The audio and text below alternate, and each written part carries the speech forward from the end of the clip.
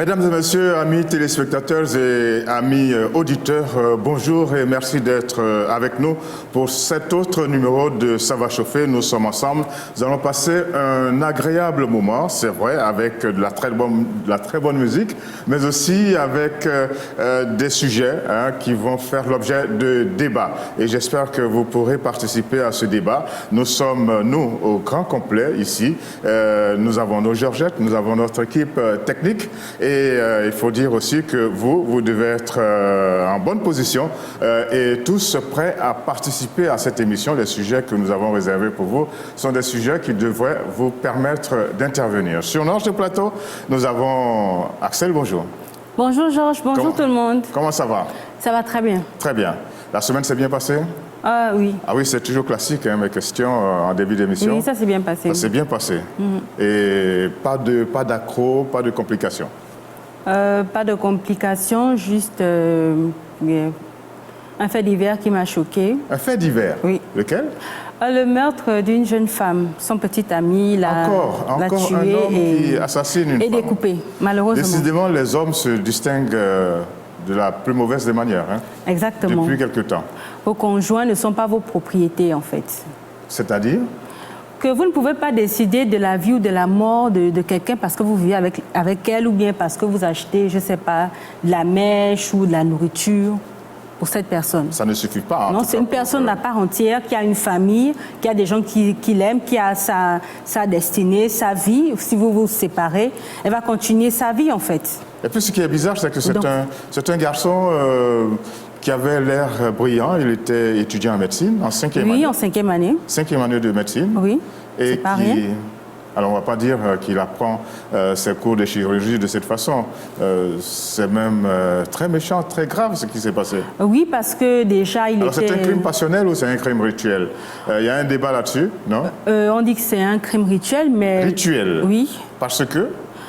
Parce que, d'après ce qu'il a dit, on lui a proposé de l'argent et en fait, de la promotion, de l'argent, voiture, etc., pour qu'il fasse... Et il a accepté, en fait. Ah bon? En échange de ça. Rien que ça.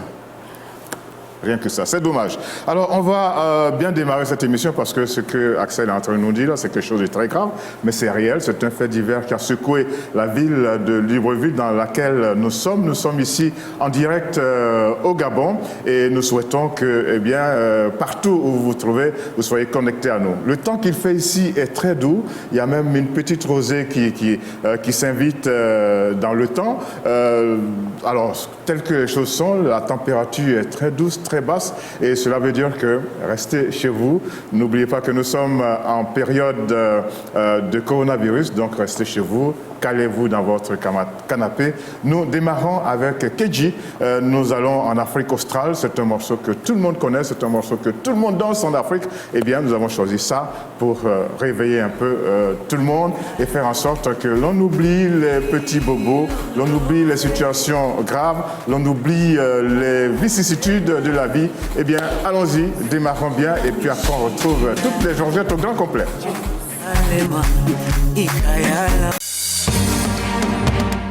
Agence de publicité, annonceurs, opérateurs économiques de tout secteur d'activité. La même publicité vous ouvre ses portes, ses espaces et ses produits à des coûts défiant toute concurrence. Profitez de notre positionnement satellitaire pour vous permettre d'être visible en Afrique et dans le reste du monde. Pour tout renseignement, appelez-le +221 33 867 59 81, le 78 204 26 22 22 pour le Sénégal, le +237 691 333 306 pour le Cameroun et +241 746 290 90 pour le Gabon. Voilà, vous savez que vous êtes très nombreux à nous suivre de partout en Afrique, à commencer par le Gabon. Nous vous disons un grand merci et nous avons, il faut le dire, un plateau éclaté qui se déploie sur l'Afrique et qui va même au-delà de l'Afrique parce qu'en Italie, à Milan, nous avons Adrienne qui nous attend pour prendre part à cette émission. Au Ghana, à Accra, nous avons Sabrina qui est bien présente. En Côte d'Ivoire, à Grand Bassam, nous nous avons Pulchéry. Au Cameroun, nous avons Carole Guissot. Et puis en RDC, République démocratique du Congo, nous avons Josepha. Voici une belle équipe qui est prête à vous servir sous la direction de Bill Mangué. Et maintenant, on va saluer qui, Axel? On commence par qui? On les a toutes annoncées, les Georgettes. Vous voulez qu'on commence par qui? Par Pulchéry. Pulchéry. Pulchéry, c'est à Grand Bassam. Grand Bassam, Côte d'Ivoire. Oui. Bonjour Pulchéry. Bonjour Georges, bonjour Axel, bonjour à toutes les autres Georgettes. Vous allez bien? Pulchéry. Ça va très bien. Très bien, très bien. Ça va. Ça va très bien. Alors peut-être que tout ensemble... J'ai pas envie de rester calme parce qu'aujourd'hui... Parce que? Parce qu'aujourd'hui, c'est un jour assez spécial. Demain, j'aurai 1 an de plus. Donc, je suis dans une joie assez... Oh, mais fallait... Joyeux anniversaire. Bon, déjà, on peut anticiper. Joyeux anniversaire à Pulchéry. Vous voulez qu'on chante ensemble? Joyeux Anniversaire. Joyeux anniversaire. Joyeux anniversaire. Pulchéry. Joyeux anniversaire. Voilà, nous sommes les premiers à vous souhaiter. Nous sommes les premiers à vous souhaiter un joyeux anniversaire. Plein de bisous, bisous, bisous. Alors, qu'est-ce qui se passe à Bassam? Comment le temps est déjà? Bassam, le temps est super bon ici. Déjà que les pluies ont cessé depuis le 15 juillet dernier. Ah bon? Donc, on vit une belle saison ici en ce moment, oui. On peut déjà parler de l'été, bien vrai que l'été a déjà commencé, mais on avait des soucis à cause des grandes pluies diluviennes. Maintenant, tout va super bien. Maintenant, ça va. Ça veut dire que les plages vont faire le plein aujourd'hui. Bien sûr. Depuis hier déjà, c'est-à-dire que c'est le début de week-end, donc vendredi, samedi, dimanche. Bassam fait son plein. Ça a déjà débuté, bien sûr. Et qu'est-ce qui vous a marqué cette semaine-là en Côte d'Ivoire ou peut-être ailleurs? En Côte d'Ivoire, ce qui m'a marqué, c'est qu'en ce moment, nous sommes dans les pleines élections. C'est-à-dire les élections autant présidentielles, les élections aussi au niveau de la FIF. La FIF, c'est la Fédération Ivoirienne de Football. D'accord. Voilà, donc ici, c'est donc ça bouscule, ça bouillonne. OK. Beaucoup. Bien. Merci beaucoup. Pulchéry, Axel, on va où maintenant? Après la Côte d'Ivoire. Merci à vous, Georges. Au Cameroun. On va au Cameroun. Axel a dit qu'on va au Cameroun retrouver Carole Guissot. Carole, bonjour. Bonjour Georges, bonjour Axel, bonjour Carole. Il fait doux aussi là-bas, le temps? Le temps est tout doux? Ici, on alterne entre l'extrême chaleur, l'extrême soleil et les pluies. Voilà. Ah bon? À Douala, la capitale, c'est plus dangereux d'y être aujourd'hui à cause des inondations. C'est l'une des villes les plus pluviométriques du Cameroun, donc des populations du côté de la capitale économique Douala. Dès que la pluie commence, tout le monde est sur le qui-vive. Nous leur passons notre coucou. Des fois, on monte les murs pour éviter que l'eau n'entre partout parce que les... Oui, il y a tout sur le toit, il y a les valises, les matelas, tout doit monter sur le toit. Pour ceux qui ne sont pas en hauteur. Oui, je rigole, mais c'est dramatique.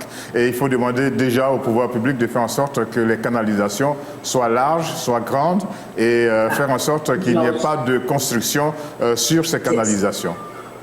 C'est un problème qui date de Mathusalem. Hein. Oui, c'est ça. Les élus locaux viennent, ils passent, d'autres viennent, ils passent. Voilà, nous sommes habitués. Vous avez passé une bonne semaine? Oui, un peu. J'ai beaucoup marché, mais ça va. Beaucoup marché? Mais c'est bien la marche. La marche, pas pour le sport, hein, pas pour le sport. Oui, mais dans tous les cas, ça fait du bien la marche. C'est le meilleur des sports. Hein. C'était une marche forcée. À cause de quoi? Le travail, mais c'est bien. Le travail. Bon, ben, travailler en marchant, ça fait du bien? Ou marcher en travaillant? N'est-ce pas? Alors, c'est quoi l'événement cette semaine au Cameroun? Il y a tellement d'événements, on ne sait pas. Hein, quand on regarde ce qui se passe au Cameroun, c'est comme un fouillis. Il y a beaucoup de grands événements qui se bousculent et qui frappent l'attention. Il y a déjà ce problème de riz. Il y a une société privée de la place qui a offert 4000 sacs de riz aux Camerounais. Et ça a disparu. Et là, il les a remis au ministre de la Santé. Et voilà, depuis le mois de mars 2020, c'était pour lutter contre les conséquences négatives de la Covid-19. Et depuis le mois d'avril, on n'a plus de traces de ce riz-là. Donc tous les Camerounais sont en train de demander leur sac de riz. Même vide. Il y a un magicien, même vide pour ramasser les qui est passé là. Un magicien qui est passé par là, qui a fait disparaître tous ces sacs de riz. Ça nous rappelle un peu, vous savez, les Camerounais ont cotisé pour les Lions Indomptables au Mondialé de 90 ou 94, quelque chose comme ça. Et il y a une valise, cette valise d'argent qui a, jusqu'aujourd'hui, on ne sait pas, elle est toujours entre New York et Yaoundé. Magie, comme on dit quelque part. Magie, ça disparaît. Magie, il faut que ça revienne. Alors, il y a aussi cette affaire des jeunes qui sont en train de se lancer dans une opération que les gens appellent le porte-monnaie magique. Je ne sais pas si vous avez entendu parler. Non. Il y a un jeune qui a... Moi, j'ai entendu parler d'un gendarme qui a été tué pour 100 francs. Oui, il y a ça aussi. Ah oui. Il y a ça aussi. Pour finir avec le porte-monnaie magique, c'est devenu courant. Il y a un jeune qui est donc en train de payer les conséquences de cette opération-là. Il est devenu fou. Il a beaucoup de photos sur sa page Facebook où il fait honneur à l'argent, comme quoi le porte-monnaie magique apporte beaucoup de bonheur. On lui jette des billets, des tas de billets, des sacs de billets de francs CFA sur le visage. Et cette semaine, on a découvert une autre photo de lui dans les rues, en train de se déshabiller, en train de perdre la tête. Mais pour revenir à ce problème du gendarme tué dans une agence de voyage... Ça, c'est tragique et c'est tellement idiot. Le problème heurte, c'est un drame, c'est un drame. L'agence de voyage a été scellée aux dernières nouvelles. C'est un gendarme, c'était deux gendarmes qui voulaient se mettre à l'aise dans les toilettes d'une de ces agences de voyage-là. Et comme d'accoutumé, dans plusieurs agences de voyage au Cameroun, il faut payer 100 francs pour faire poupou et 50 francs pour faire pipi. Donc les gendarmes devaient donc débourser cette somme-là et c'est pas facile, vous savez, d'avoir des pièces sur soi lorsqu'on sort d'une mission. Ils ont supplié les agents de sécurité des toilettes qu'ils n'avaient pas de monnaie, qu'ils avaient 5 000 sur eux et qu'ils aimeraient aller faire de la monnaie quelque part. Ils ont donc reçu une fin de non-recevoir de la part des agents de sécurité et les voix se sont élevées. C'est pour 100 francs que vous voulez m'abattre. Je n'ai pas 100 francs, laissez-moi aller chercher, aller faire la monnaie. Et là, les employés de cette agence de voyage, non, c'est pas parce que vous êtes militaire, vous croyez que vous n'avez pas payé les 100 francs. Ils ont été roués de coups. D'autres sont venus en renfort. Il y a un gendarme qui s'est même enfui parce qu'il était tellement battu, il a réussi à s'enfuir. Je pense que c'est lui qui a lancé l'alerte, qui a appelé sa base. Et l'autre gendarme qu'il avait laissé sur place avait sur lui près d'une dizaine de personnes en train de lui rouer de coups. Et le dernier, le malchanceux, on va le dire ainsi, a pris une longue latte plein de clous qu'il a tapé sur la nuque du gendarme qui est tombé raide, mort sur... Waouh. Oh là là, il se passe des choses terribles. On va vous quitter, Carole, on va vous quitter là maintenant parce que ça fait peur ça. Malheureusement, c'est des choses qui arrivent et il faut faire très attention. On se retrouve tout à l'heure, Carole. Axel, on part où maintenant? En RDC. RDC, République démocratique du Congo-Kinshasa, Josepha. Oui. Bonjour. Bonjour Georges. Bonjour Josepha. Balobinini, ça veut dire quoi? Qu'est-ce qu'on a dit? On dit quoi? On dit quoi? Alors, répondez quand c'est comme ça. Qu'est-ce qu'on répond? C'est qu'on répond à Kinshasa déjà depuis, je vais dire l'ensemble de la RDC, depuis les mercredis, il y a eu la levée des mesures d'urgence par les chefs de l'État. Alors c'était l'ambiance totale. Il y a même des gens qui ont passé nuit dans les bistrots, dans les bars, parce que à cause du coronavirus, donc il y avait vraiment beaucoup de mesures, entre autres fermeture des bars, des églises, donc, des écoles. Liberté retrouvée. Bon, liberté retrouvée, mais tout en respectant les mesures barrières. Est-ce qu'ils l'ont fait? Est-ce que nos amis de Kinshasa l'ont fait? De la façon dont vous parlez, on dirait que ça a été une ruée vers les bars.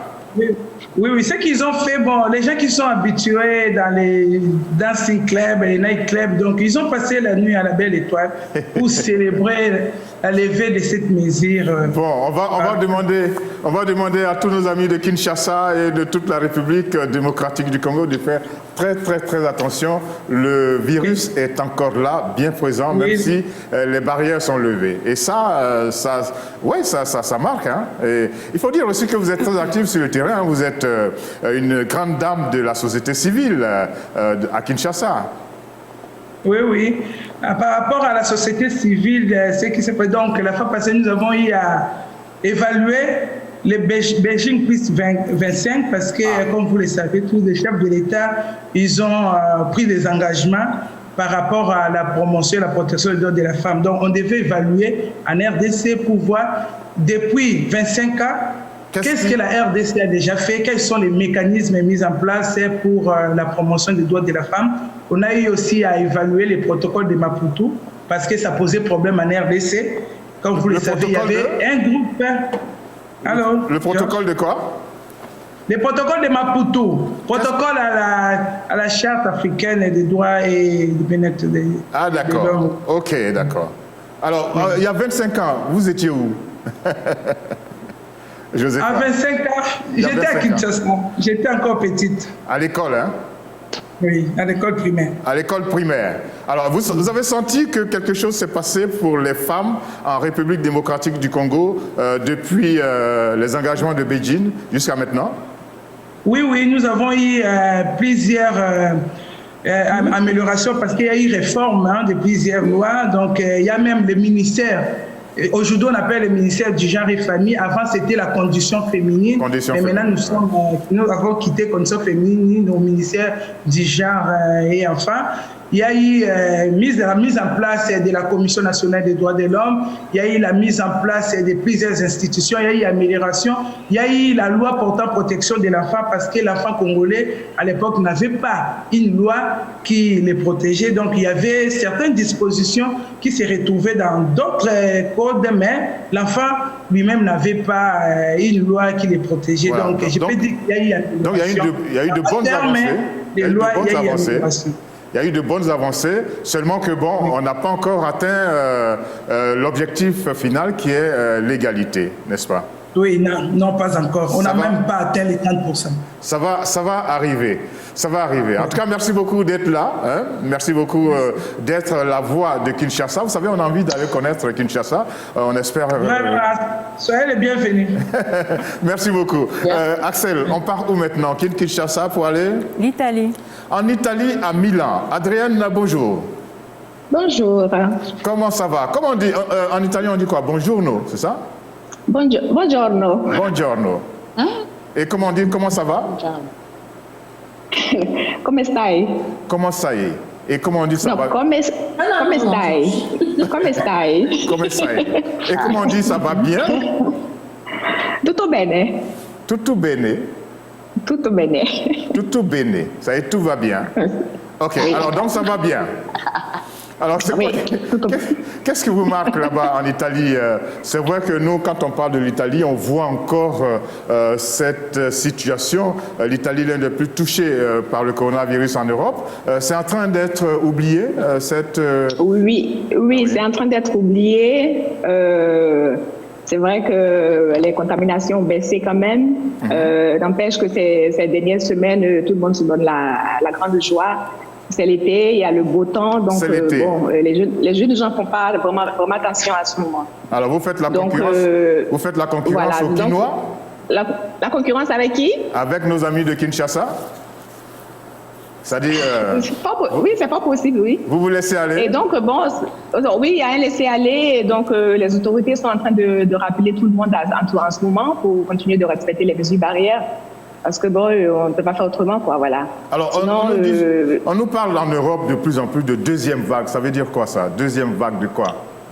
Ben, la deuxième vague, c'est comme ce qu'on est en train de voir actuellement en Espagne, parce que, bon, le taux de contamination est en train de s'élever. Et donc, ça veut dire que, bon, on est obligé encore de passer au lockdown, c'est-à-dire le confinement qui va se mettre en place. Comment est-ce qu'on dit confinement en italien? Confinamento. Confinamento. Alors, on va apprendre tout aujourd'hui. Ok. Donc, aujourd'hui, je vais donner des cours d'italien. Donc, vous risquez de glisser vers un autre confinamento. Voilà. Donc, il faut faire attention parce que, bon, après, il faut dire que, bon, l'économie, comme on le sait, l'économie est beaucoup touchée un peu partout. Donc, c'est ce que les autorités craignent en ce moment. Donc, il faut vraiment respecter les mesures barrières. Et pour tous ceux qui veulent aller en vacances, vraiment, il faut faire attention. Alors, c'est quoi le fait marquant cette semaine pour vous? Bon, ce qui m'a marqué, c'est une famille. J'ai été choquée, entre guillemets, mais j'ai été aussi dans l'admiration parce que cette famille s'est présentée à visage découvert à la télé, demandant de l'aide aux autorités parce qu'ils ont leur fille de 12 ans qui s'est rendue compte qu'elle veut subir une opération transgenre parce que bon, elle ne se sent pas femme. Donc, bon, à visage découvert, ils se sont présentés, ils ont expliqué le problème parce que bon, la petite, elle a des soucis avec ses amis à l'école et tout. Donc elle a un problème d'identité. Voilà. Un problème d'identité et donc il va falloir prendre toutes ces précautions, voir comment est-ce que bon, l'État italien va accepter peut-être de... Mais bon, comme je disais, j'ai été un peu choquée parce que bon, je me dis 12-13 ans, c'est quand même un peu trop tôt. Mais bon, j'ai été dans l'admiration parce que bon, cette famille quand même, pour protéger leur enfant, pour que bon, elle puisse grandir dans les normes, si on peut le dire ainsi. Alors nous c'est pas encore le cas en Afrique. Ici en Afrique, on est en train de chercher nos sacs de riz. Hein. Tout à l'heure, vous avez entendu Carole, on cherche encore nos sacs de riz. On veut caler d'abord notre alimentation, bien manger, et puis bon, peut-être que dans quelques années, on va retrouver ce genre de situation. Je vois Axel qui me regarde avec de grands yeux. Pourquoi? Non, parce qu'il y a déjà des transgenres en Afrique, en fait. Il y a des transgenres en Afrique? Oui. Bon, c'est pas encore chose courante? Oui, mais il y en a. Mais nous, ce qui nous Georges. Ah oui? Il y en a. Il y a une vidéo qui traîne là, une vidéo camerounaise. Au Cameroun, si. Oui. Un transgenre qui a été arrêté. Effectivement. Qui a été arrêté. Ah qui a été arrêté par les forces de l'ordre. Vidéo. Et il a dit que vous êtes... Il assume son choix. L'homosexualité. Ok. Vous êtes contre l'homosexualité. Mais il n'y a aucune loi sur le transgenre. Donc, laissez-moi tranquille, laissez-moi. Voilà. D'accord, on va en reparler. Adrienne, on va en reparler. Je crois que ça frappe, hein, mais pour nous, Africains, qui ne sommes pas très habitués à ce genre de situation, eh bien, on est étonnés. Et comme vous, nous sommes choqués. Comment on peut passer de femme à homme ou bien d'homme à femme? Eh bien, ce n'est pas toujours très évident dans nos esprits. Axel, on n'a pas encore entendu parler de qui, là, dans cette émission? La dernière, Georgette a visité? Le Ghana. Le Ghana, Accra. Vous connaissez bien Accra, hein? Oui. Vous y avez fait vos études, oui. Vous parlez bien anglais, alors parlez un peu anglais avec Sabrina. Sabrina, bonjour. Hello, Sabrina. Akwaba, Mbolo, Mbote. Non. Bonjour. À Accra, on ne dit pas Mbolo. On ne dit pas Mbote. On dit Akwaba, c'est vrai. Hello. À Accra, on dit hello, hi. Yes. How are you? Hello, George. How are you? I'm fine. I'm very, very fine. And you? I'm fine, too. C'est ça, c'est bon?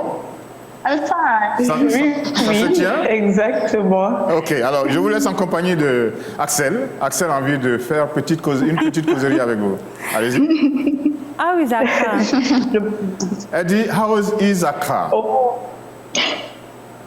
Accra is fine. The weather is very, very beautiful this day, and we enjoyment just enjoyment.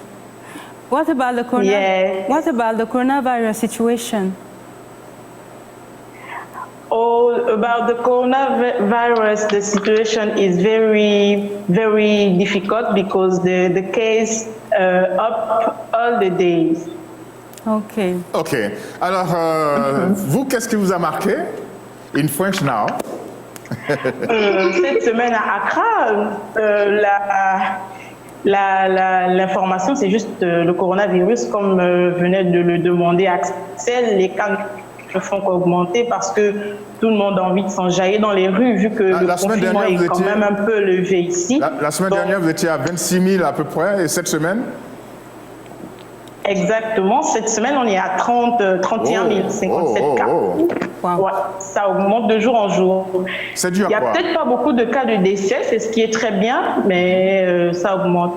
C'est dû au fait que les gens ne respectent pas les mesures barrières, mais qu'aussi tout le monde a envie de s'enjailler. Les gens ont l'impression qu'ils ont été trop longtemps confinés. Vous avez trouvé ce mot. Ce mot, il existe maintenant dans le dictionnaire, hein? Enjailler. À Abidjan, à Grand Bassam, on dit le boro d'enjaillement. Le boro, c'est un sac. Enjaillement, c'est la joie, le plaisir. Donc, un sac. La joie. Un sac de plaisir. OK, allez-y. Oui. Donc, c'est ça, les cas augmentent de jour en jour et puis nous prenons peur, mais en même temps, on a envie de voir le dehors. Donc, les Ghanéens sont entre la crainte et la joie, là. Ils ne savent pas trop comment choisir, mais je pense qu'on choisit beaucoup plus la joie à Accra parce qu'il y a beaucoup plus de monde dans les rues désormais. OK. Alors, je vous donne l'occasion de lancer un appel in English à tous les Ghanéens pour leur demander de faire attention. Take care, c'est ça? Be careful. Take care, yes. Allez-y. Be careful, take care. Please, all Ghanaian people, can you put your noses mask for your health? Don't be afraid about the coronavirus, but just take your protection. OK. Message entendu à Accra, message entendu dans tout le Ghana, mais aussi message entendu dans toute l'Afrique. Maintenant, les Georgettes, nous allons passer à notre premier sujet. C'est cette déculottée qu'a subi le grand, l'immense, le célébrissime Didier Drogba. Il était candidat pour le poste de président de la Fédération ivoirienne de football et je crois, même si les choses ne sont pas totalement bouclées, il a du mal à obtenir un parrainage. Il y a quelques jours, le rêve de Didier Drogba de briguer la présidence de la Fédération ivoirienne de football s'est fracassé sur des surprises et autres situations hors du commun. Didier Drogba espérait un soutien de l'Association des médecins et infirmiers de sport de Côte d'Ivoire. Le professeur Dassiril Serge et ses collègues ont plutôt accordé leur parrainage à un autre candidat. Les entraîneurs ont aussi refusé leur parrainage au célébrissime Didier Drogba. Les arbitres ont agi de la même façon, avant qu'une faction ne se dédise au profit de Drogba. Un tel revirement ne manque pas de semer la zizanie. Bref, même l'association des footballeurs ivoiriens, dont il est le vice-président, et celle des anciens joueurs ne se sont pas alignés derrière l'ancien goléador des éléphants et de Chelsea. Le sort de Didier Drogba semble finalement scellé à l'envers, puisqu'il n'a bénéficié d'aucun parrainage, d'aucun groupement d'intérêt. Ils sont ainsi nombreux et désagréablement surpris. Tous ceux qui veulent s'insurgent contre cette situation plutôt saugrenue. La PIF Pro, la Fédération internationale des associations de footballeurs professionnels, a annoncé la suspension de son syndicat membre, l'Association des footballeurs ivoiriens. Certes, le processus électoral de la Fédération ivoirienne de football est loin d'être terminé. Mais comment comprendre que le grand Didier Drogba, star planétaire du football, n'ait pu bénéficier de l'assentiment de ses coéquipiers? Difficile à avaler. Chacun peut y aller de son commentaire au 074 55 11 02 à partir du Gabon ou au plus 241 74 55 11 02 si vous êtes en dehors du Gabon. Voilà, Zita nous a planté le décor. Mesdames et messieurs, auditeurs et téléspectateurs de la Belle Radio et Télévision, on ne vous a pas encore entendu pendant cette émission, on a eu les Georgettes, mais on ne vous a pas encore entendu. C'est l'occasion de le faire maintenant. Quels sont vos commentaires? Je vous rappelle notre numéro de téléphone. Si vous êtes en dehors du Gabon, vous faites le plus 241 74 55 11 02. Et si vous êtes au Gabon, vous faites le 074 55 11 02 pour nous dire pour nous faire votre commentaire concernant cette affaire? Comment le grand Didier Drogba, celui que l'on voyait comme favori dans nos esprits, eh bien, comment il a du mal à obtenir un parrainage. Appelez à notre numéro et dites-nous ce que vous en pensez. Nous, on va commencer les commentaires ici avec Axel. Qu'est-ce que vous en dites? Pour moi, je pense que les gens doutent de son leadership, en fait. Les gens doutent de son leadership? Oui. Qu'est-ce que ça veut dire? Pour moi, en fait, c'est la seule raison, parce que, à moins qu'il ait beaucoup d'ennemis ou beaucoup de personnes jalouses, je pense que dans la tête des gens, il ne peut pas assumer cette fonction. C'est un joueur international, ok, il a eu beaucoup de récompenses, il est très fortuné. Il est très capé, tout et voilà, tout. mais ça, il ne peut pas faire, donc on ne le soutient pas. Alors ça, c'est ce qui se passe, vous pensez, dans la tête des arbitres, mais bon, on peut le penser, les arbitres, les joueurs de football, les infirmiers, les médecins, etc. Mais ses coéquipiers, ses anciens coéquipiers, ses collègues, comment on va dire, ses camarades de foot, les joueurs. Mais justement, ce sont des personnes qui l'ont côtoyé. Eux aussi, ils ont ce doute. Pour moi, c'est la seule raison plausible, à moins qu'on dise que qu'on préfère quelqu'un d'autre, mais même si on préfère quelqu'un d'autre, c'est qu'il y a cet aspect-là du leadership qui pose plus ou moins problème. Donc vous pensez qu'ils sont nombreux à douter de la capacité de Didier Drogba à gérer la Fédération ivoirienne de football? Oui. C'est comme ça, c'est ce que vous pensez? Pour moi, oui. Ok. Alors, on va aller en Côte d'Ivoire, à Grand Bassam. C'est là-bas, en Côte d'Ivoire en tout cas, que se passe cet événement. Pulchéry, dites-nous, qu'est-ce qui se passe? Axel dit que, certainement, qu'ils sont nombreux à douter de la capacité de Didier Drogba à diriger la Fédération ivoirienne de football. C'est votre avis?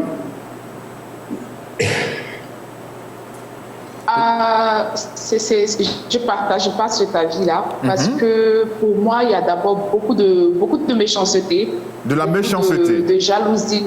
De la jalousie. Autour de cette affaire, parce qu'au début, à un moment donné, c'est-à-dire au début, parce que la population n'est pas habilitée à voter. Les votes se passent entre différentes entités au sein de la Fédération ivoirienne de football. Donc, du coup, la population a commencé à s'intégrer dans cette histoire d'élection à la présidence de la Fédération ivoirienne de foot. Et du coup, tout le monde a commencé à savoir, mais qu'est-ce qui se passe? Avant, il y avait l'élection, mais il n'y avait pas autant d'engouement. Mais maintenant que la population a commencé à se prendre, c'est parce que, effectivement, il y a Didier Drogba qui est candidat. À un moment donné, c'est vrai, Axel a parlé tout à l'heure des doutes de Drogba. Est-ce qu'il a la capacité? Est-ce qu'il pourra assumer ce travail? Mais pourquoi vous parlez de jalousie, de méchanceté? Oui, moi c'est mon point de vue, je pense que c'est de la jalousie parce que quand autour de cette affaire, certains footballeurs, les anciens footballeurs, je ne sais pas si je peux citer de nom, mais se mettent sur la toile et disent que Didier Drogba n'est pas solidaire, il n'est pas présent aux différentes réunions organisées vu qu'il est le vice-président. Mais moi je pense qu'on devrait plutôt voir ce qu'il a pour son programme qu'il a pour cette fédération. Parce que moi je pense qu'avec Didier Drogba, le football ivoirien peut évoluer. Mais c'est quand même important d'entretenir les relations.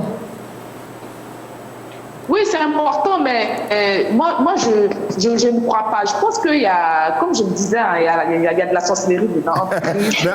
Mais Pulchéry, dites-moi. Oui, ceux qui sont là en ce moment, oui. Dites-moi, comment se fait-il que des garçons avec lesquels Didier Drogba a joué se sont embrassés, ils ont fait beaucoup d'aventures, beaucoup de campagnes de football. Comment se fait-il que ces mêmes garçons, aujourd'hui, ne lui accordent pas leur parrainage? Qu'est-ce qui se passe?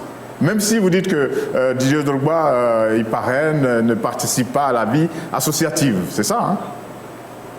Oui, ben ce sont les différentes impressions, ce sont les différents points de vue qu'ils ont donnés, eux.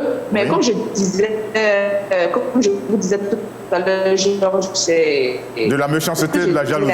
Il y a de la méchanceté autour de cette histoire. Parce que même si Didier Drogba n'a pas pu être présent, moi je pense qu'il y avait aussi le côté qu'il ne soit pas toujours au pays, il soit en train de jouer dans son club ou faire d'autres affaires, parce que la plupart des footballeurs, ils ont beaucoup d'autres affaires. Donc à un moment donné, moi je pense qu'il fallait s'asseoir avec lui et ensemble voir le programme de Didier. Mais au regard de tout le monde comme ça, c'est-à-dire que la population nationale comme internationale, et puis rejeter la candidature, vraiment, c'est pas intéressant. C'est pas intéressant. On ne montre même pas le côté solidaire. Ça fait pas joli. Ça fait vraiment... Ça fait pas joli. Et ça fait bizarre. Pas joli. Ça fait très bizarre. Ça fait bizarre, mais... Et puis, c'est que les personnes même avec qui Didier Drogba était très souvent, les personnes avec qui il a partagé de moments agréables, il y a quelques-uns, mais c'est très rare, quoi, quelques-uns qui le soutiennent. Le gardien Kopa Barry, qui a démissionné, qui dit qu'il avait Didier Drogba, c'est-à-dire que du début jusqu'à la fin, lui, il a soutenu, il a fait une vidéo et tout ce temps-là, on voit les vidéos qu'il poste en soutien à Didier Drogba. C'est-à-dire qu'il dit qu'il ne pourra pas le lâcher parce qu'ils sont ensemble jusqu'au bout. On remercie aussi Séré Dié, notre ex-capitaine, qui a aussi démissionné il n'y a pas trop longtemps, qui ne joue plus au niveau national. Séré Dié qui a fait une vidéo pour dénoncer ce qui se passe à l'AFI. L'AFI, c'est l'association des footballeurs ivoiriens. Bien. Merci, Fulchéry. Merci, Fulchéry. Il y a trop de choses. On va aller voir comment ça se passe, comment ça a été ressenti, par exemple, à Kinshasa. Josepha, oui. Josepha, je sais que le football, ce n'est pas votre grand truc, comme on dit, mais vous avez quand même suivi cette affaire. Oui, j'ai quand même suivi. En tout cas, ce que je peux dire, je regrette. Donc, c'est vraiment malheureux pour nous, Africains. Genre, vous savez, si on regarde ce qui se passe dans le monde du football, donc c'est exactement la même chose avec la politique. Donc, ceux qui sont là, ceux qui sont sur place, ils ne veulent pas le changement. Donc, ils veulent continuer avec leurs habitudes, ce qu'ils font. Ils ne veulent pas un changement. Si quand même il y a des nouvelles personnes, visages qui ont des capacités, des compétences pour assurer certaines fonctions, donc ils sont pas les bienvenus. Moi, pour parler de Didier Doumbé, donc ce n'est pas, c'est une légende non seulement pour la Côte d'Ivoire, mais c'est une légende pour toute l'Afrique. Donc c'est quelqu'un qui a fait rêver même le monde entier parce qu'il a beaucoup évolué en France, il a évolué en Angleterre. Donc c'est quelqu'un qui a la maîtrise sur le monde des footballeurs. Donc il a la connaissance, il connaît les bonheurs et les malheurs des joueurs. Moi je pense que si on avait donné des chances à Didier, donc il pourra mieux faire pour faire avancer le football africain. Merci beaucoup, Josepha. Je crois que ce que vous dites là est très important, très intéressant. Vous dites qu'en Afrique, on a du mal à accepter que celui qui connaît arrive pour changer les choses. Est-ce que c'est votre avis, Adrienne? Comment est-ce que vous avez ressenti cette affaire à partir de l'Italie, à partir de Milan, Adrienne? Bon, vous savez, vous connaissez l'Italie déjà avec le foot. C'est un pays qui est vraiment... parti. Comment est-ce qu'on appelle les supporters en football là-bas? I tifosi. Les tifosi, ok. I tifosi. D'accord. Ok. Là, je vais perdre le fil. Didier Drogba. Donc, je disais que, par exemple, des anecdotes. Plusieurs fois, moi, je suis en sortie, peut-être dans des restaurants, dans des bars. On vous demande gentiment, quand les gens veulent être vraiment cool, ils vous demandent gentiment, mais vous êtes originaire de quel pays? Quand je dis la Côte d'Ivoire, Drogba. Pour dire qu'il est vraiment, vraiment connu. Et moi, je sais qu'il y a eu 2 grands clubs ici en Italie qui voulaient se l'arracher pendant qu'il était encore à Chelsea, mais ils n'ont pas réussi. C'était lesquels? Quel club? C'est l'Inter. Ok, d'accord. Ils avaient essayé, mais bon, ils n'ont pas pu. Et pensez qu'aujourd'hui, cette légende que nous avons comme Didier Drogba, qui est quand même un honneur pour nous, pas seulement pour la Côte d'Ivoire, mais comme la dame venait de le dire, c'est tout le continent africain qui est béni. Et puis bon, pour pour pouvoir se présenter. Et qu'on sait que tout le bagage qu'il a derrière lui, toutes les relations qu'il a, l'expérience et tout, c'est pour ouvrir encore de nouvelles portes aux nouvelles générations. Et puis bon, comme toujours, c'est nous les Africains, nous sommes prêts à jeter tout ce que nous avons, tout ce qui peut faire honneur au continent. Et moi, ça m'a amené un peu à penser au président libérien, M. George Weah. Il a joué lui aussi, il a été un des grands footballeurs. Je me dis donc, quand Drogba présente sa candidature, déjà la Côte d'Ivoire a peur que s'il devient président de la FIF, il va vouloir se présenter encore pour être président de la Côte d'Ivoire. C'est pour ça qu'on a peur. C'est pour ça que même Cyril Domoro, si je peux dire des noms, c'est pour ça que tout le monde se lève contre lui. Non, c'est une honte. C'est une honte. Parce que moi, je me dis que quand je vois des pays, un pays comme l'Italie ou d'autres pays qui veulent s'arracher Drogba, parce que si c'est à refaire, je crois que tous les clubs en Europe ici chercheront à joindre Drogba. Alors c'est une question, c'est une situation assez... Oui, le charisme qu'il a, il faut dire qu'il a un charisme qui fait que peut-être les autres n'ont pas, et donc c'est la pure jalousie, et comme Pécherie le dit, on est en Afrique, c'est de la sorcellerie, la pure sorcellerie, c'est de la méchanceté. Non, il faut pas se jalousie plus méchanceté égale sorcellerie. Méchanceté sorcière, c'est de la sorcellerie. Alors, on va voir si ça fait Est-ce que ça fait le même effet avec Carole à Yaoundé, le pays des lions indomptables? Est-ce que là-bas on a ressenti cela comme de la jalousie, de la méchanceté, de la sorcellerie, Carole? Vous savez, les élections dans les fédérations de football en Afrique, surtout en Afrique francophone, ça pose toujours les problèmes. Ici, chez nous, nous ne sommes pas encore sortis de l'auberge. Voilà. Ça fait tellement mal de voir ces légendes-là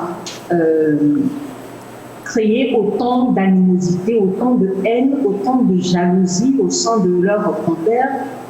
Moi, lors du match Cameroun-Côte d'Ivoire en 2006 en Égypte, vous savez quel maillot j'avais porté? Non. Eto'o, Samuel Eto'o, c'était le capitaine de notre équipe. Et Didier Drogba, le capitaine de l'équipe de la Côte d'Ivoire. Et j'avais porté le maillot de Didier Drogba. Ah oui? Et pas parce que je n'aime pas Eto'o, mais... Non, vous n'avez pas subi de représailles? Je préfère. Si, du ministre des Sports de l'époque. Oui, d'accord. Mais, ok. Et la Côte d'Ivoire avait éliminé le Cameroun. Vous voyez? Oui. Moi, Didier Drogba, c'est une personne gentille. Mais est-ce qu'il n'y a pas quelque chose à reprocher quand même à Didier Drogba? Parce que tout le monde comme ça ne peut pas lui refuser ce parrainage. Est-ce qu'il n'y a pas une explication? Par exemple, les joueurs, ses collègues joueurs ont dit qu'il ne leur a rien dit. Il ne leur a rien demandé, il ne les a pas informés. Mais d'après ce que j'ai suivi, la FI, la Fédération des footballeurs ivoiriennes, avait dit qu'il y a 3 ans, ils avaient approché Drogba pour qu'il se présente. Il se présente à la Fédération ivoirienne. Donc c'est une candidature qui a été suscitée. Ça vient d'où aujourd'hui ces reproches-là? Parce qu'il y a 3 ans.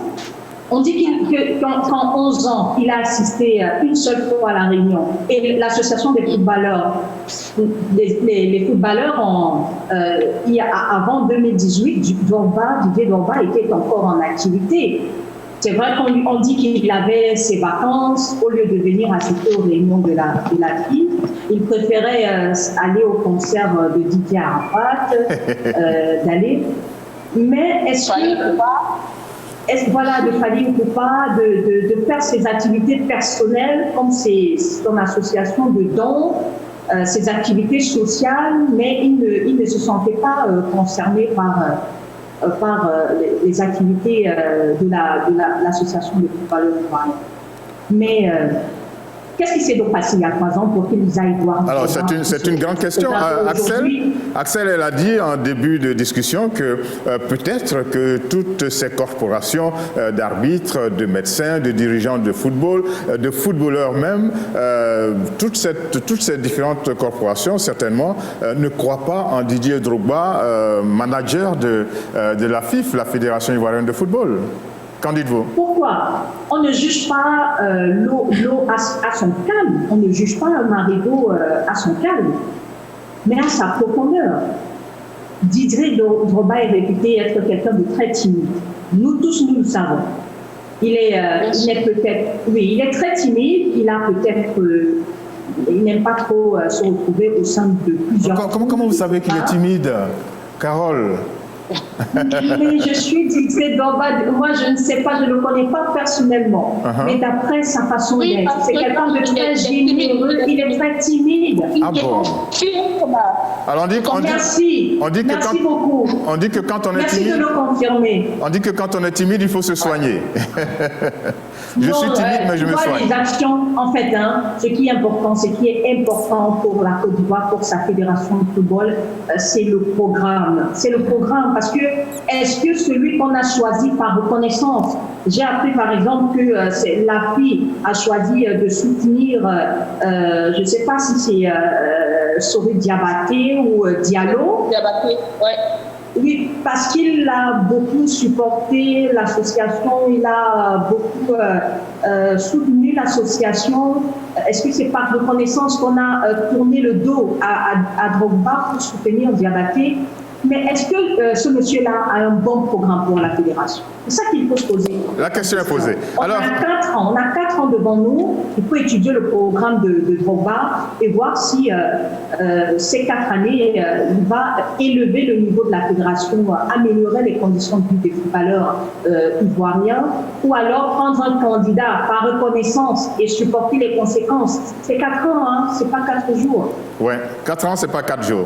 Bien, merci beaucoup, Carole. On n'a pas encore entendu sur la question. On n'a pas encore entendu Sabrina à partir d'Accra au Ghana. Sabrina, est-ce que vous faites pratiquement tout bloc, à part Axel qui a dit que certainement que l'on doute des capacités de Drogba à gérer la Fédération ivoirienne de football. Est-ce que c'est votre avis? Est-ce que vous penchez du côté d'Axel ou bien vous penchez du côté des autres Georgettes qui pensent que c'est une affaire de méchanceté, de jalousie, et j'ai dit méchanceté plus jalousie égale sorcellerie, comme vous avez dit.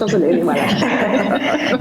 Alors, moi je pense que Georges, ce n'est pas une situation aujourd'hui qui est nouvelle au sein de l'Afrique. Quand on voit l'année dernière pour le compte de FIFA de Best, lorsqu'il fallait choisir entre Léo Messi et Sadio Mané, les Africains, que ce soit arbitres ou joueurs, ont penché du côté de Lionel Messi, alors que la performance de la saison de Sadio Mané était largement supérieure à celle de Messi. Alors, aujourd'hui, l'Afrique n'aime pas soutenir on va dire quoi, ses soldats. Nous sommes les premiers à les descendre et pourtant ils ont fait un succès remarquable. Quand on parle de Didier Drogba aujourd'hui, c'est une légende africaine, d'origine ivoirienne. Comment est-ce qu'un simple poste peut causer autant de problèmes? Quand, comme le disait tout à l'heure la Georgette de l'Italie, on se l'arrachait, on se le déchirait. Aujourd'hui, je pense que les raisons pour lesquelles la fille refuse de soutenir la candidature de Didier Drogba, c'est peut-être parce qu'ils ne veulent pas que cet ancien succès revienne encore sur lui, que les caméras soient à nouveau encore tournées vers lui et qu'il renaisse encore de ses cendres pour montrer qu'il est encore capable de mener à bien des activités footballistiques. Il faut juste refuser. Oui.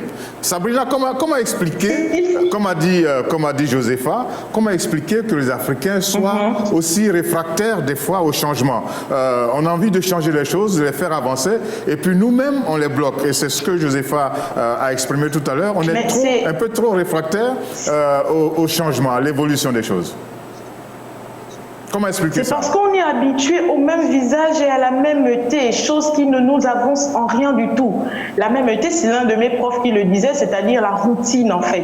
Les Africains n'aiment pas le changement parce que simplement ils ne veulent pas être soumis à une nouvelle manière de faire, à une nouvelle vision, à une nouvelle personne simplement. Vous savez, il y a des affinités qu'on ne veut pas ou qu'on ne voudrait pas laisser. Donc le changement en Afrique, c'est quand même difficile. Et aujourd'hui, Didier Drogba Drogba le subit très bien parce qu'on ne peut pas refuser. Moi, j'aurais accepté si la fille présentait une raison valable ou des raisons valables pour lesquelles ils ne soutiennent pas la candidature de Drogba aujourd'hui. Mais si c'est juste pour dire qu'ils n'assistent pas aux réunions ou c'est juste pour dire que voilà des raisons qui ne tiennent pas, moi je pense que c'est pas logique en voyant le parcours brillant et très somptueux de ce joueur-là. Merci donc, beaucoup. Aujourd'hui, et même la FIFA l'a reconnu, il est nommé vice-président de la commission des acteurs de football au niveau de la FIFA. Alors comment est-ce qu'au niveau de la Côte d'Ivoire, qui est son pays d'origine,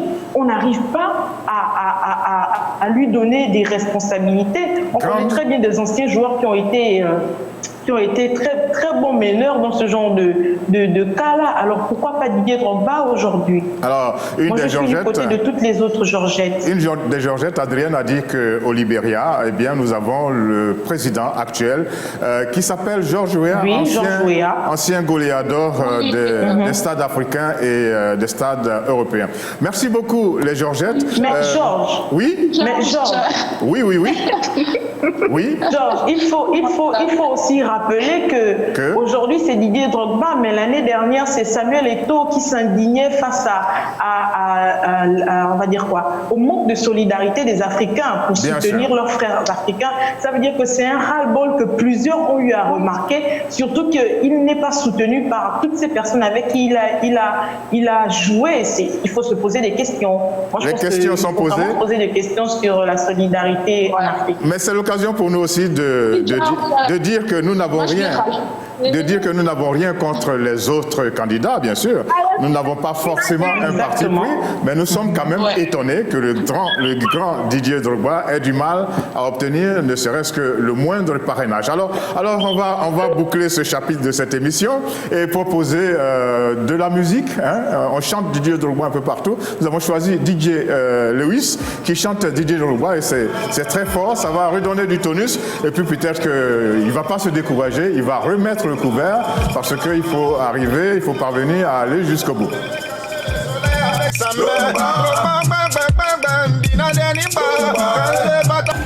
Voilà, on a rechargé les cœurs, haut les cœurs pour Didier Drogba. On espère qu'il ne va pas se décourager, qu'il va remettre le couvert et faire en sorte que... Allô? Ah. La personne est partie.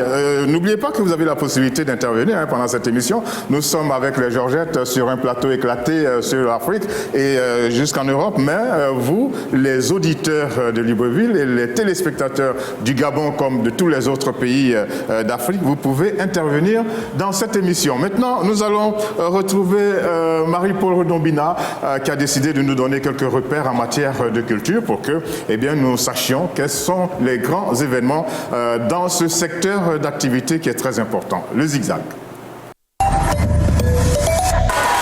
Face à la crise actuelle du Covid-19 et ses effets sur les activités culturelles, le projet Africa Slam Tour de Harmonie Slam, label, initie un concours de slam et de poésie entièrement en ligne qui rassemblera 7 pays de la sous-région ouest-africaine.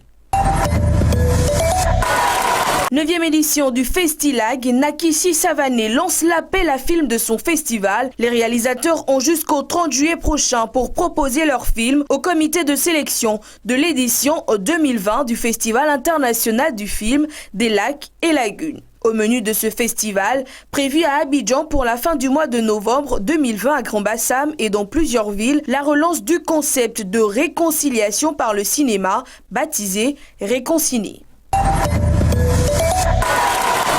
À Niamey au Niger s'est tenu ce 23 juillet, jour J-0, un concept lancé par l'association Théâtre des Passeurs et la filière Agriculture. Et puis le célèbre chanteur congolais Papa Wemba, décédé sur scène le 24 avril 2016 en Côte d'Ivoire, à la suite d'un malaise, reposera pour toujours dans sa résidence qui sera transformée en musée. Sous peu, une grande première dans l'histoire culturelle de la République démocratique du Congo où le gouvernement aimerait immortaliser un artiste en créant un musée à son honneur. C'est tout pour ce zigzag culturel. On se donne rendez-vous samedi prochain. N'oubliez pas, sortez couverts et respectez les gestes barrières pour limiter la propagation du Covid-19.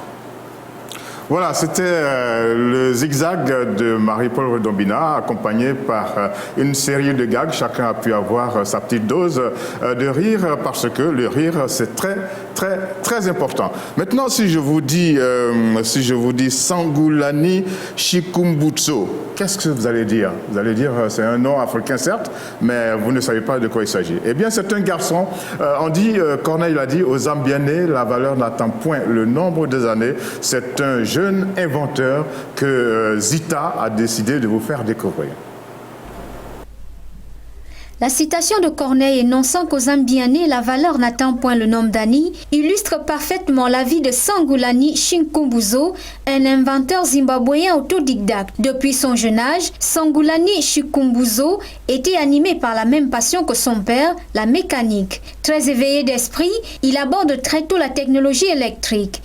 Après de nombreuses années d'apprentissage et de perfectionnement, il crée l'entreprise C Technologies. C'est avec cette entreprise et avec les moyens de bord, il a conçu et fabriqué Excopter, un hélicoptère de 2 sièges avec un moteur de propulsion hybride, fonctionnant avec 6 types de carburant. Il a également inventé une voiture électrique, un convertisseur magnétique et un drone de surveillance autonome MERS IP, la GPM, Green Power Machine, qui se présente sous forme de générateur produisant de l'énergie verte, donc propre sur le plan écologique. Pour ce génie, aucune limite ne semble exister. Sangoulani Chikumbutso attend l'autorisation du gouvernement zimbabwéen pour se lancer dans la production de masse afin de rivaliser avec les Européens, les Américains et Asiatiques dans ce secteur innovant. Les jeunes Africains ont du talent. Sangoulani Chikumbutso a du génie. Il leur manque à tous les ressources financières nécessaires pour émerger convenablement. Voilà. On peut applaudir les Georgettes, ce garçon? Oh, je ne vous entends pas. Je ne vous entends pas. Il faut que ce soit beaucoup plus fort. C'est un garçon qui a du talent. Il a la technicité en lui. Maintenant, il a besoin de moyens. Et Josepha, est-ce que là encore, les Africains vont faire preuve de retenue? Là, il a besoin de moyens pour avancer. Qu'est-ce que vous en dites? Moi, je pense que nos gouvernements doivent promouvoir les jeunes, l'entrepreneuriat des jeunes, parce qu'on a vu que les jeunes sont assez, mais il manque des moyens, parce que nous avons des jeunes capables de produire beaucoup de bonnes choses, comme on a vu. Là, ça lutte aussi pour l'environnement, donc les réchauffements climatiques et tout ça. Donc, tout ce qu'il est en train de produire, c'est vraiment pour l'avancement de l'environnement. Mais il a besoin que les autorités, les gouvernements puissent le promouvoir en mettant beaucoup de moyens pour produire à quantité industrielle. Parce que s'il n'a pas de moyens, donc ça va se limiter seulement dans son pays. Mais si le gouvernement met en place des moyens, donc il peut aller au-delà même de son pays, de l'Afrique, même en dehors de l'Afrique. Je crois que c'est bien dit, Josepha. Je vais au Cameroun, à Yaoundé. Je sais que pendant cette crise du coronavirus, des ingénieurs ont créé une sorte de portique de désinfection. Où est-ce que nous en sommes? On n'entend plus parler de cela. Cela veut dire qu'on ne leur a pas donné les moyens d'avancer. Carole, c'est vraiment triste de voir que nos États ne savent pas appuyer le talent de notre jeunesse. Oui, bien sûr, vous avez parfaitement raison, Georges. En ce qui concerne cet inventeur des portiques de désinfection contre la COVID-19, il n'a pas eu la réponse qu'il attendait du gouvernement et des Camerounais. Il y a très peu de preneurs, c'est vrai que beaucoup accusent un peu la cherté de ce portique-là. Il est à 1,5 million d'unités. Donc, pour une crise sanitaire pareille, il faut de tels portiques partout, dans tous les hôpitaux. 1,5 million, c'est pas donné. Mais quand on voit aussi... Mais pour une entreprise, pour une institution... Pour une entreprise, pour une institution, ça compte. Oui, Georges. Oui, je dis que pour une entreprise, pour une institution, un tel portique, c'est pas aussi cher que cela. Oui, c'est ce que je dis. Ce que je dis. Quand on voit ce qui est mis tous les ans dans les fêtes, les fêtes célébrées par les autorités et tout ça, le vin est à des milliards de francs CFA, rien que pour le boivement, comme on le dit en Côte d'Ivoire. Si on prenait aussi ces sommes détournées par les prévaricateurs de la fortune publique au Cameroun, je pense que le gouvernement aurait déjà eu des moyens pour approvisionner les hôpitaux et les grands espaces. Bien sûr. On part à Milan. Adrienne, Milan, c'est l'un des poumons industriels de l'Italie. L'Italie, oui. Un garçon comme ce Sangoulani, un garçon comme ça, on le prend tout de suite en charge et puis on lui donne les moyens d'avancer. On le prend tout de suite en charge. Quand on a ouvert le débat tout à l'heure, je parlais de cette famille, malgré une situation qui n'a rien à voir avec ce jeune talent, mais ils sont en train de toucher les autorités. Ça vous dit que si ce jeune homme était ici en Italie et que son talent est reconnu et tout ce qu'il faut, il mettrait tout en place, pourquoi pas? On a tous les génies. Leonardo da Vinci, lui aussi, il avait fait tous les schémas des hélicoptères et tout ça. Aujourd'hui, les gens en parlent. Mais pourquoi chez nous en Afrique, on ne peut pas le faire? Pourquoi nos dirigeants ne peuvent pas voter des budgets pour essayer de cadrer tous ces jeunes gens? Encore, pourquoi? On est toujours au même point de départ. C'est le continent africain lui-même qui est son pire ennemi. Il est son propre ennemi. C'est bien noté. Pourquoi? Avez-vous des éléments de réponse, Sabrina, au Ghana? On sait que les Ghanéens, les artisans ghanéens sont très forts. C'est de grands inventeurs. Là-bas, on sent la touche locale. Est-ce que ce garçon aurait été au Ghana, qu'on lui aurait donné les moyens? Sabrina? Il faut préciser, Georges, qu'effectivement au Ghana, toutes les jeunes personnes qui se lancent dans ce genre de projet reçoivent quand même des aides pour mener à bien ces projets-là, surtout dans l'automobile, comme vous l'avez dit. Au Ghana, les jeunes sont vraiment, ils ont du génie dans ce domaine-là. Aujourd'hui, il faut qu'on consomme du local, en fait. Pourquoi pas? Pourquoi toujours importer? Pourquoi toujours chercher à faire venir de l'extérieur quand on sait qu'on a désormais les ressources nécessaires et surtout la matière première qui est l'homme qui se débat et qui se déploie pour faire en sorte que ces choses-là qu'on voit chez les autres, on puisse les retrouver chez nous aujourd'hui. Donc il faut accompagner ce genre d'initiative, que les gouvernements allouent des budgets aux jeunes qui veulent se démarquer dans ces domaines-là pour permettre à nos pays aussi de se développer, parce que c'est également ça le développement. Bien Donc sûr. moi je pense que oui, au Ghana, il aurait bénéficié d'un soutien financier de la part de l'État, mais qu'aussi l'Afrique doit reconnaître que c'est un génie. Et aussi, il doit également, c'est pas seulement le président du Zimbabwe qui doit se tourner vers lui, mais également les présidents des autres pays africains, parce que aujourd'hui, si sa structure se développe, il pourra également approvisionner l'Afrique entière en automobile. Donc, pourquoi pas le soutenir dans cette initiative? Moi, je pense que c'est aux États africains de se mettre ensemble pour soutenir les jeunes qui se démarquent de cette façon. C'est bien dit. Why not? Why not? Pourquoi pas? Pulchéry, nous sommes avec vous maintenant. Votre avis?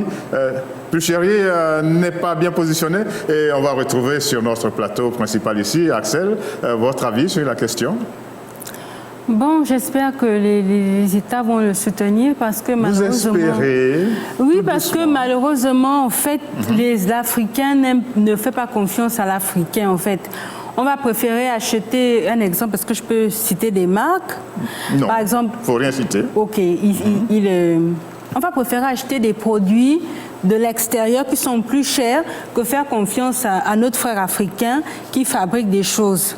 Oui, et quand tout à l'heure on n'a pas eu Pulchéry, c'est vrai, mais je sais qu'actuellement en Côte d'Ivoire, il y a un grand bouillonnement pour ce qui concerne l'élection présidentielle. On va y investir des milliards et des milliards, mais si on pouvait garder quelques petits millions pour aider des garçons comme Sangoulani, eh bien, ça aurait été intéressant. On va saluer les efforts de ces garçons avec de la musique, une fois n'est pas coutume. Le morceau s'appelle Ndimi et la chanteuse c'est Janet Menyowa, quelqu'un qui vous est proposé par Axel. Nous sommes en plein Zimbabwe et je crois que cela va vous faire plaisir.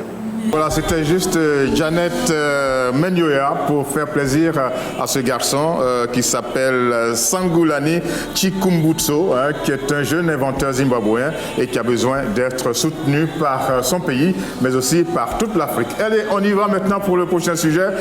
Les vacances, ça va donner quoi? Les vacances, les premières vacances sous le coronavirus, c'est une grande question qui va faire l'objet de commentaires avec le Georgette, mais aussi avec vous. Nous vous attendons. On suit le sujet.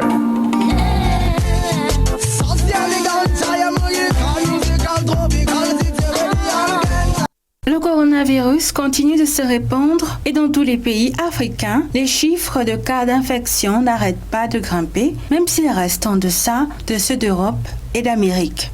La vie a pris un coup de ralenti, même si la sensibilisation contre la propagation du coronavirus semble avoir pris la tournure d'une banale routine qui ne capte presque plus les attentions. L'heure, dit-on, est au déconfinement, surtout pour amoindrir les effets économiques de la crise sanitaire. Pourtant, dans de nombreux pays comme le Gabon, les écoles restent hermétiquement fermées. Et puis, écoles fermées ou pas, les vacances sont là. Les vacances sous le coronavirus, comment les organiser?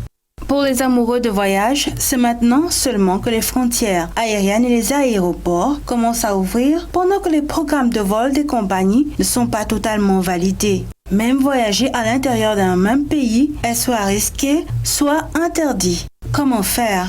Pour ceux qui veulent rester sur place, les lieux de loisirs restent eux aussi bien fermés, à part les hôtels et terrasses de restaurants. Même la pratique de sport collectif comporte certains risques et doit se faire en respectant des précautions strictes. Comment faire alors? Que disent les services socioculturels de nos mairies? Ces services ont-ils décidé de signer forfait, comme on dit? Qu'ont prévu les parents pour gérer leurs enfants pendant ces premières vacances sous l'emprise du coronavirus? Et vous, chers téléspectateurs et auditeurs, avez-vous des idées à proposer et à partager? Nous sommes ouverts et les attendons au 07 45 51 10 2 si vous appelez du Gabon ou au plus 241 74 55 11 02 si vous êtes en dehors du Gabon.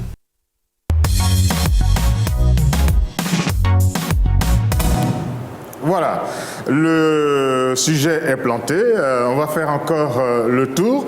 Quelles vacances sous le coronavirus? Nous, on vous donne déjà notre premier élément de réponse. Restez câblés, branchés, connectés, fixés sur les programmes de la belle radio et télévision.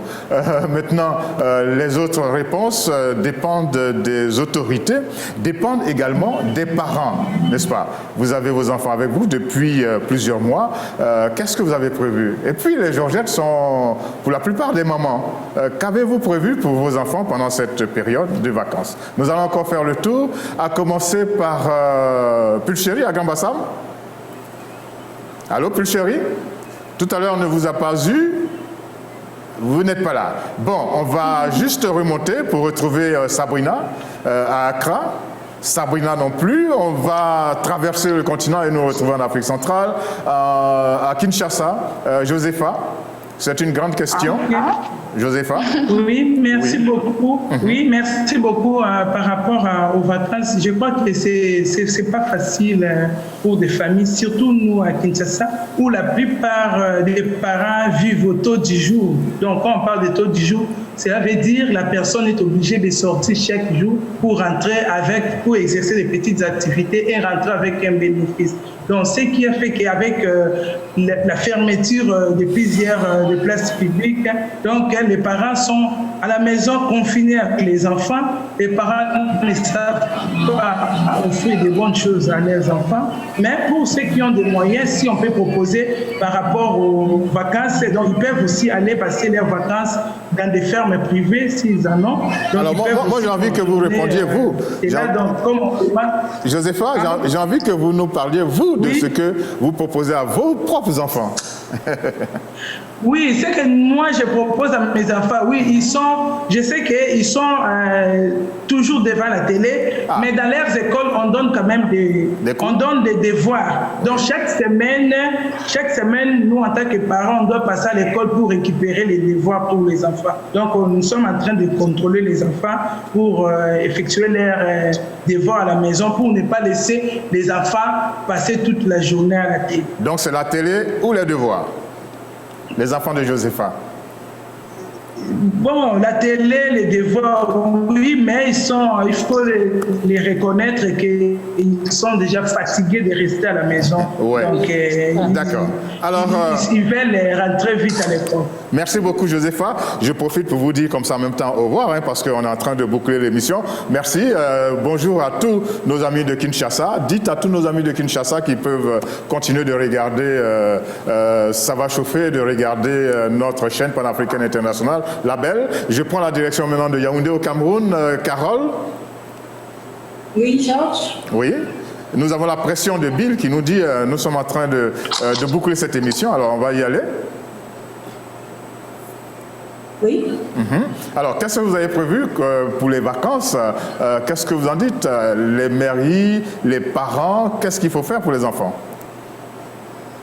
Bon, pour l'instant, en attendant que la Belle Télévision me donne mes congés annuels, je fais comme Josépha. Donc, je vais récupérer les devoirs à faire à la maison dans les établissements scolaires des enfants. Ils sont encore tout petits. Oui. Et à la maison, un peu de télé pour laisser un peu le monde tranquille, un peu de télé, et puis le week-end, des petites sorties.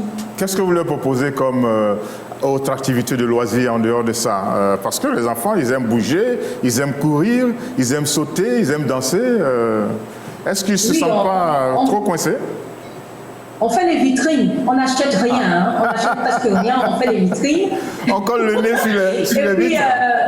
Et puis on va au stade, le plus grand stade de football au Cameroun, le stade omnisport de Yaoundé. On va là-bas voir comment les rollers s'entraînent, comment, voilà. Mais vous pouvez les initier? Il y a aussi, oui, il y a le petit garçon qui est initié déjà. Mais il n'est pas encore assez musclé, j'ai peur qu'il se casse, donc c'est 5 minutes d'entraînement. Et puis on passe le reste du temps à regarder, à admirer les professionnels. Ok, merci beaucoup Carole, je vous souhaite un très bon week-end. Je vais vous abandonner pour me retrouver à Milan et parler avec Adrienne. Qu'est-ce que vous avez prévu pour les jeunes, pour les enfants? Qu'est-ce qui est prévu là-bas? C'est un pays dit développé. On peut peut-être copier certaines choses qui sont en vigueur là-bas.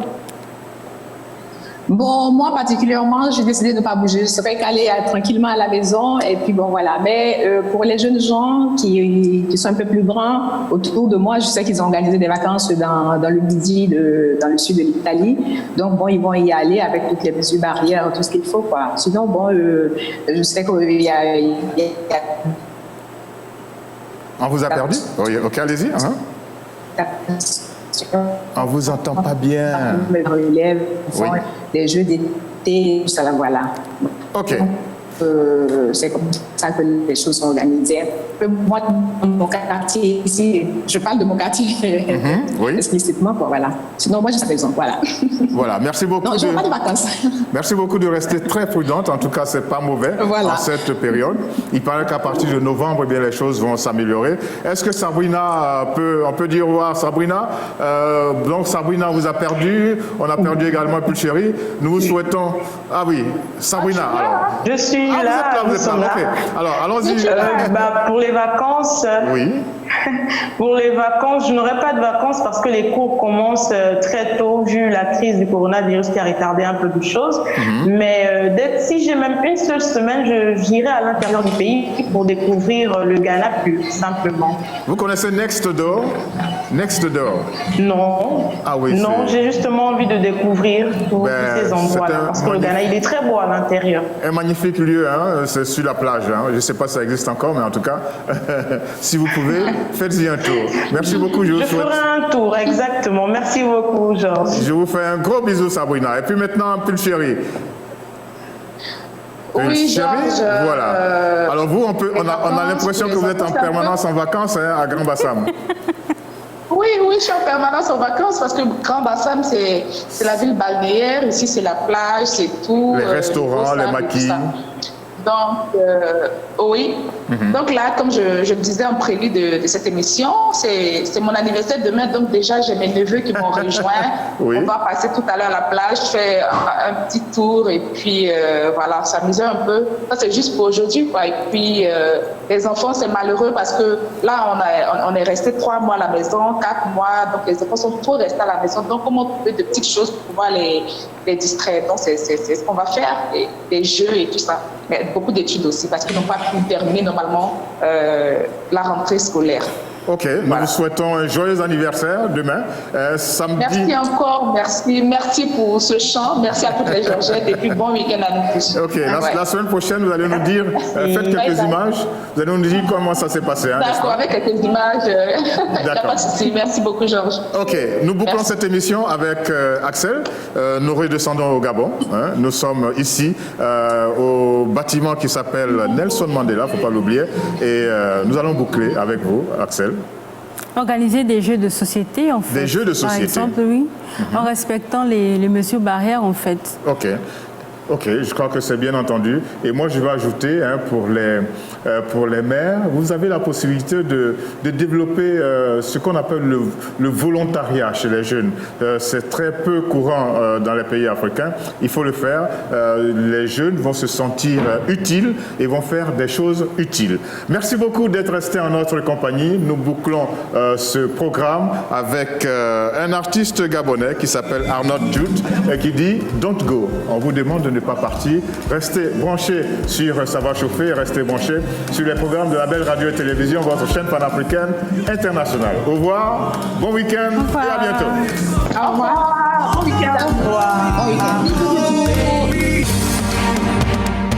Agence de publicité, annonceurs, opérateurs économiques de tout secteur d'activité. La même publicité vous ouvre ses portes, ses espaces et ses produits à des coûts défiant toute concurrence. Profitez de notre positionnement satellitaire pour vous permettre d'être visible en Afrique et dans le reste du monde. Pour tout renseignement, appelez-le +221 33 867 59 421, le 78 204 26 22 22 pour le Sénégal, le +237 691 333 306 pour le Cameroun et +241 746 290 90 pour le Gabon.